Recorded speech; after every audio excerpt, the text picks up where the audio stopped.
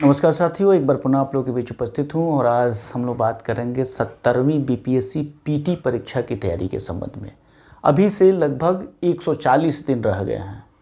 इन 140 दिनों को कैसे हम लोग उपयोग करें ताकि यह परीक्षा आपके लिए रिजल्ट देने वाला हो, और सिर्फ पीटी की ही तैयारी नहीं, उसकी आगे की तैयारी, अंतिम सिलेक्शन कैसे हो आपका, इस पर आज हम लोग चर्चा करेंगे। तो आगे बढ़ने से पहले एक बार पुनः सारे मित्रों से, सभी मित्रों से मैं अनुरोध करूंगा कि जो भी मित्र चैनल पर नए हों कृपया करके चैनल को सब्सक्राइब अवश्य कर लें, लाइक करें, शेयर करें तथा अपना कमेंट्स करें।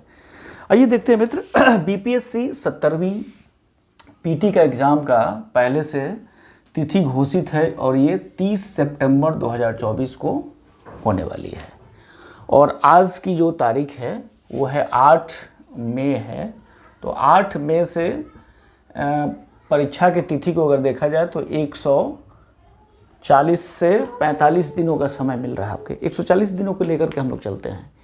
इन 140 दिनों में कैसे बीपीएससी पीटी को हम लोग कंक्वेयर किया जाए, इस पे हम लोग चर्चा करेंगे। देखिए मित्र, बीपीएससी पीटी जो है वो 4 मुख्य खंडों में बटा हुआ है। वैसे तो और भी खंड से परीक्षा में प्रश्न आते हैं, लेकिन मुख्यतः 4 खंड है। पहला खंड हमारा हिस्ट्री का है, दूसरा खंड है साइंस का, तीसरा खंड करंट अफेयर्स का, और चौथा खंड है हमारा बिहार स्पेशल का। अब बिहार स्पेशल में भी हिस्ट्री, ज्योग्राफी, पॉलिटी आएगा, ये सब बिहार के संदर्भ में आएगा, लेकिन इसको हम लोग यहाँ से नहीं लेंगे। यहाँ हम लोग एक समग्रता में लेंगे कि हिस्ट्री मतलब कि पूरी हिस्ट्री। तो हिस्ट्री वाले खंड में मैंने ज्योग्राफी, पॉलिटी और इकोनॉमिक्स को भी जोड़ दिया है, और यहाँ हो गया साइंस का, और यहाँ हो गया करंट अफेयर्स, यहाँ हो गया बिहार स्पेशल। अगर प्रश्नों को देखा जाए तो हिस्ट्री के प्रश्न 20 से 25 प्रश्न आते हैं पिछले 2-3 परीक्षाओं को अगर देखा जाए तो। साइंस के प्रश्नों में काफ़ी बढ़ोतरी हुई है, मुझे लगता है कि 30 से 35 प्रश्न साइंस का आ रहा है, और वो भी एक स्तरीय प्रश्न आ रहा है। इसी तरह करंट अफेयर्स जो है ये भी लगभग 30 प्रश्न आ रहे हैं। बिहार स्पेशल को देखा जाए तो लगभग 20 से 25 प्रश्न इसमें भी होते हैं। तो 4 जो मुख्य खंड हैं, इन चारों मुख्य खंड पे हम लोग फोकस करेंगे। इसके अलावा 10 प्रश्न गणित एवं रीजनिंग से भी होते हैं। पहले सिर्फ गणित का होता था, लेकिन अब उसको गणित के साथ रीजनिंग को भी जोड़ दिया गया है, मतलब कि रीजनिंग वाली मैथ्स पूछी जाता है, लगभग 10 प्रश्न। तो सबसे पहले हम लोग यहाँ देखें, हिस्ट्री में अगर देखें तो हिस्ट्री को तैयारी करने के लिए अभी आपके पास पर्याप्त समय है। अगर 6ठा क्लास से लेके 12वीं क्लास के सबसे पहले हमको एनसीईआरटी देख लेना होगा। अब आप ये कहें कि इतने समय में कैसे हम लोग देख पाएंगे, तो इसको आसानी से देख पाएंगे, इसमें बहुत ज़्यादा सोचने समझने वाली बात नहीं है। जैसे 6ठा क्लास की अगर हिस्ट्री की से बात करें तो 1 या 2 दिन उसके लिए काफ़ी समय है, क्योंकि वो बच्चों को ध्यान में रख करके लिखा गया है, और आप अभी प्रौढ़ावस्था में हैं, तो आपके लिए वो पढ़ना कोई खास मुश्किल काम नहीं है। तो 1 से 2 दिन यहाँ समय आप दे सकते हैं। इसी तरह 6ठी के बाद 7वीं, 8वीं, 9वीं, 10वीं, 11वीं, 12वीं में से कुछ सेलेक्टिव चीज़ों को यहाँ पे देख लेना है। अगर ये कर लेते हैं, उसके बाद फिर स्पेक्ट्रम सीरीज़ की हिस्ट्री या फिर दृष्टि का हिस्ट्री यहाँ पे आपके लिए काफ़ी हेल्पफुल होगा। अब इसके बाद ज्योग्राफी जो है, ज्योग्राफी से भी 5 से 7 प्रश्न पूछे जाते हैं। तो यहाँ भी एनसीईआरटी काफ़ी महत्वपूर्ण, हिस्ट्री से ज़्यादा महत्वपूर्ण है ज्योग्राफी के लिए आपको एनसीईआरटी, क्योंकि यहाँ बिल्कुल कंसेप्चुअल प्रश्न आते हैं। तो एनसीईआरटी आप देख लेंगे 6ठी से लेकर 12वीं तक। इसके बाद ये देखने के बाद आप महेश बर्नवाल का किताब आपके लिए बहुत ज़्यादा हेल्पफुल बीपीएससी के लिए होगा। इसके अलावा महेश बर्नवाल के अलावा माजिद हुसैन को भी देख लीजिएगा, या पीटी से अधिक आपके लिए मेंस में काफ़ी सहयोग देगा।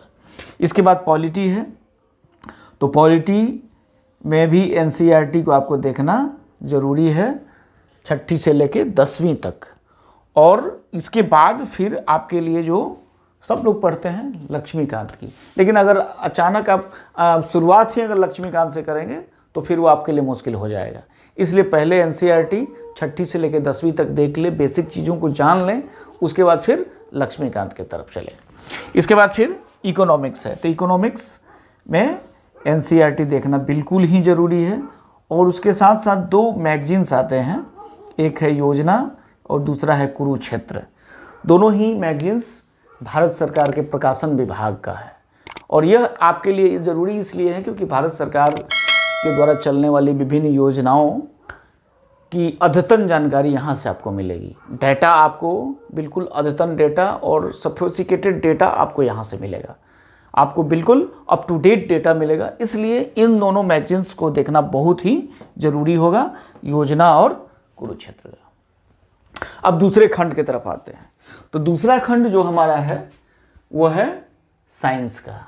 तो पहले साइंस सिर्फ बायोलॉजी पर ज़्यादा फोकस होता था, लेकिन अभी का ट्रेंड अगर देखें, जैसे पिछली ही परीक्षा में देखें तो केमिस्ट्री के प्रश्नों की संख्या काफ़ी अच्छी खासी थी, फिजिक्स से भी अच्छा खासा क्वेश्चन पूछा गया था, इन्वायरमेंटल साइंस में ज़्यादा क्वेश्चन पूछा जा रहा है आजकल।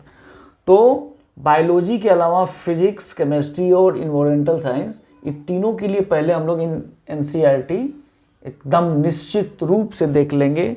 जो भी वहाँ पे फैक्ट आपको मिलेगा उसको नोट कर लें।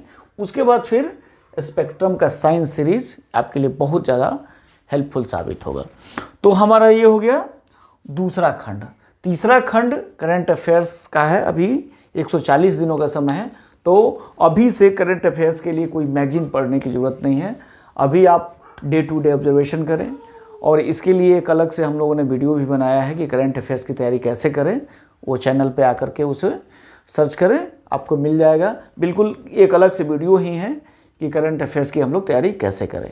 यहाँ पे मैं मोटा मोटी ये बता दूं कि एक कॉपी नोटबुक बना लें जिसमें प्रत्येक दिन का ऑब्जर्वेशन करें और उसको नोट करें अलग अलग खंड वाइज।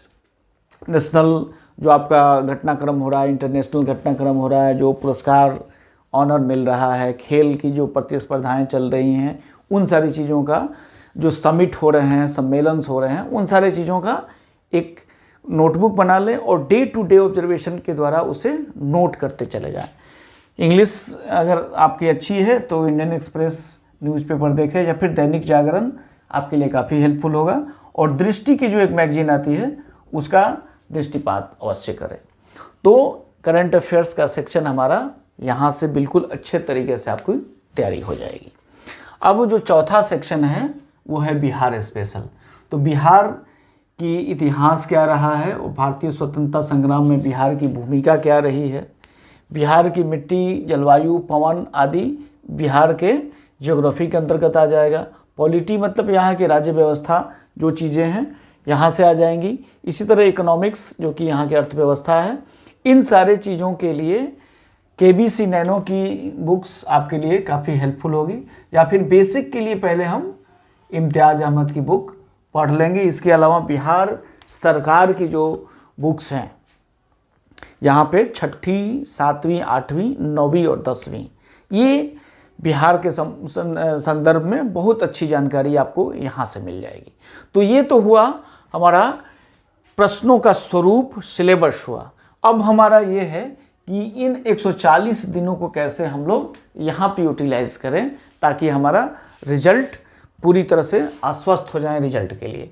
तो 140 दिनों को अगर हम लोग बांट दें, जैसे हमारा हिस्ट्री, ज्योग्राफी, पॉलिटी और इकोनॉमिक्स हो गया, तो दिन को अगर आप 8 घंटे दे रहे हैं, एक 24 घंटे में सिर्फ 8 घंटे दे रहे हैं, तो एक समय आप निर्धारित ये कर लें कि हमारा सेक्शन 1 पे हमको इतना समय तक चलना है, फिर सेक्शन बी हुआ, सेक्शन सी सिर्फ 1 से 2 घंटे पर अभी चलना है, इसमें ज़्यादा समय नहीं देना है, और सेक्शन डी में भी आपको 1 से 2 घंटे का समय देना है। बाकी समय हमको अधिक से अधिक समय देना है सेक्शन ए और सेक्शन बी में।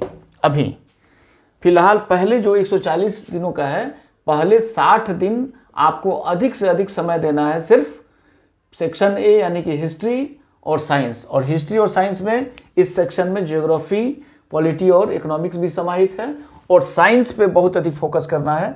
60 दिनों में ज़्यादा समय यहाँ देना है, लेकिन ऐसा नहीं है कि यहाँ समय नहीं देना है, समय यहाँ भी देना है, लेकिन समय आपको पहले 60 दिनों में यहाँ पे अधिक समय देना है, उसके बनिस्पत यहाँ पे कम भी देंगे तो काम चलेगा। लेकिन अगले 60 दिनों के बाद का जब समय हम शुरू करेंगे तो वहाँ पे हम लोग फोकस करेंगे सारे चारों को लेकर के एक समान समय देंगे। फिर जब हमारा अंतिम समय बच जाएगा